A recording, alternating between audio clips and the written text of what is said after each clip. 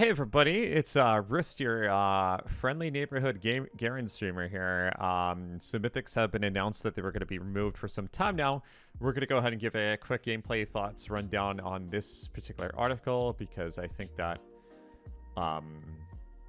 Mythics being removed has some pretty heavily implications for the game, and it's going to definitely impact Garen in a huge way, I think. So let's take a look at it right now and see what exactly they're doing. Now that we have specifics, let's go ahead and go over it. Alright, Mythics and subclass support. While the Mythic item system works reasonably well for some classes like Assassins, for other classes with more divergent needs, it's been difficult to satisfy all users across each of the subclasses. For example, fighters have many different subclasses, divers, juggernauts, skirmishers, so trying to fulfill needs of all those different champions with only 4 items has proven to be extremely difficult. And yeah, I guess they didn't want to add more mythics to the game to be able to solve that. Theoretically, could solve the mythic needs of these champions by creating 10 mythics split across each subclass of each fighter. Each item would have to be mythic pool adds additional items worth the complexity of the game. There's maximum number of items that they can get before it gets complicated. For every mythic item that we add, item slot is taken up to 1 less from the legendary item pool. Going into the mythic items, we knew that adding them would be less itemization options for slots 2 to 5. We did increase the total item pool to compensate this, since we knew legendary space would be more pinched, but it still wasn't enough. We initially thought that excitement and mythics would bring as a new tier of items to overcome this, but while 50% of champions were satisfied with their mythic items, the other 50% were left feeling that they didn't have items that felt right for them. Fully satisfied needs of all champions, we would need to add 30% more items, and the complexity associated with each item system, which we don't want to do, makes league significant. I don't know, like, I do think that, like, there is a little bit of a chokehold with the mythic system, but then once mythics are removed, now Riot Games will have to solve, you know, what's satisfying for champions, that need for satisfying every champion, every class, by just adding more legendary items. So, like, it solves one problem, but it also creates another at the same time. I hope that this problem that they're creating is going to be something smaller from a game design standpoint. Maybe they have a solution in mind. I don't know. There were tended to be high excitement with unique outputs similar to getting some really awesome unique items in MMOs and RPGs, Dashes, Strikebreaker, Prowlers, Gale Force, Big Heals, Hard CC, for example. Fiddlesticks or Morgana feels like the gameplay gets transformed for the better when they complete Zoning Hourglass. And we were interested in exploring a version of League that had a more kit warping effects to augment the champion fantasies for other classes. We're able to balance champions around having mythic outputs, balancing Ophelos around Gale Force. It adds a bit too much design debt when it comes to designing new champions. ADCs need to be designed around getting a dash for the item system. Yeah, I guess that makes sense. Another issue with mythic items is that due to the need to satisfy many different users, each item tended to be complicated, as we often had multiple mechanics or stats on items that couldn't be satisfying across many different champions. Many items like Strikebreaker needed 4 stats. Prior to mythic items were too much simpler across the board, which is something that we'd like to get back to. The above issues led us to the decision to remove mythic items as a concept and bring those items. Well, I do agree.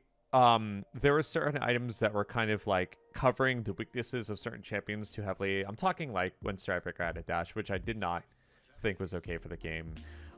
Gale Force also technically should not be part of the game. You know, like if ADCs are designed to not have a dash, that should be a rule. So I think this general movement of rule enforcement for itemization changes is a good move by Riot Games. I think Riot Games, when it creates a game that has rules, I think those rules need to be enforced. You know, because if there's too much rule breaking in League of Legends, then nothing is cohesive, and it just makes the game too complex for newer players to pick up. So like another good example of this is true damage.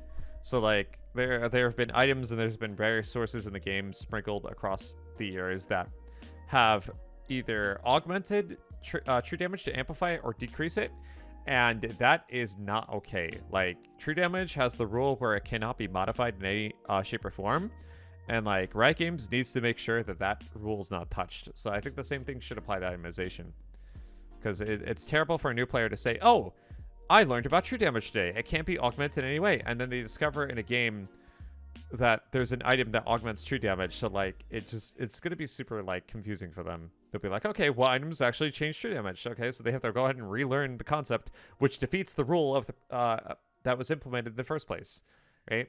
It basically diminishes the name true damage. So anyway, I'm getting sidetracked there, but champion power budgets and items. Balancing a champion's whole power budget was done by compensating the kit items and summoning spells. Runes neatly means if an item takes up a significant portion of this power budget, other aspects of abilities need to take up the small amount. So like I think Garen has this dependency a bit because right now Garen's or historically Garen's largest mythic purchase has been Stridebreaker, right? And other champions like face this type of like issue where they're kind of bound to a mythic, you know, like for example, Duskblade for certain champions, or like Moonstone Renora for some champions, etc., etc. I agree. Like because the mythics item system isn't diverse enough, and not too many champions have like diverse mythic choices, it kind of makes the game hard to balance. We think of unique item effects like legendary item system are overriding champions' gameplay too much and would like to reduce it by the same amount. So allow for more champions' unique gameplay to shine rather than being a champion delivery system for upfront burst damage procs as an example. Right, you want players to play the game, play the champions rather than playing the items, right? Like the biggest example of this right now is the new busted Gore Drinker J4 build. J4 is one of the best pilots of this build because if you get a insane amount of ability haste from him, he could just keep using his EQ combo, which is very disruptive and it makes him very, very high mobility. So he's like technically the best pilot for this build, but the only reason J4 ever surfaces back into the meta is because this build is busted. So right now with the mythic system, it's more like we're piloting items rather than we're piloting champions in a sense. Oh, hey, this is cool. Item stacking considerations. Having only one mythic item has had a notable benefit for game balancing. This is because we can make items strong and satisfying without the fear of being stacked. But after seeing this in practice, we don't think this benefit alone justifies the cost that we're paying for when it comes to game complexity and satisfying all champions with mythic items. As a result, we intend to reduce the power of items that were previously mythic when converting them to legendary, rather than bring power of legendaries up to where mythics are today. This means that some of the more kit warping items like Gale Force will be removed, but some legacy exceptions like Zhonya's Hourglass that were present in the old item system will stay. Okay, so Zhonya's is staying. Okay, so mages can have a field day with that one. As we move to a world where most items will be stackable again, we need to reduce the power of items generally so that stacking them won't be too powerful. Does this mean that they're going to hit Zeal? Is double Zeal finally going to go away? I don't know. However, I'm not really too worried because, like, I think, like, stacking... I think, like, with the removal of mythics, that means that, like, mythic stacks are going away. So, therefore, you're kind of encouraged to stack components if it's applicable, right? As long as the... as long as you don't get penalized for stacking that individual component. For example, like, if they make unique passives, which they might choose. Like, my playstyle, which involves stacking components, it's going to feel better.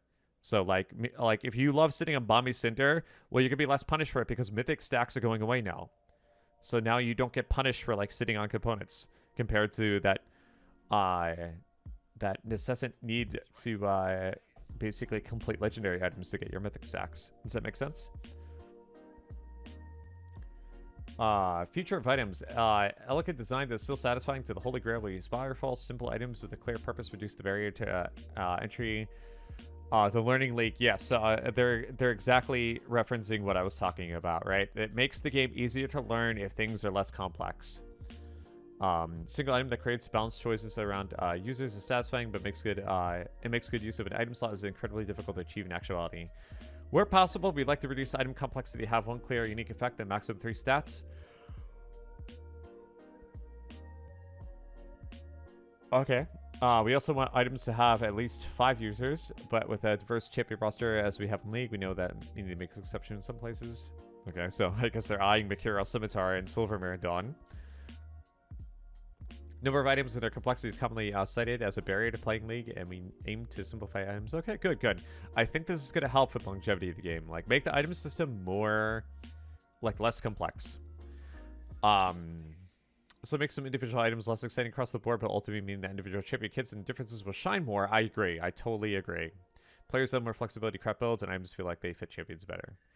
While long-term, we're still interested in the concept of additional item tier, or does it well, for example, we know mythic items as they currently are not the right execution of that concept. So, will mythic items return?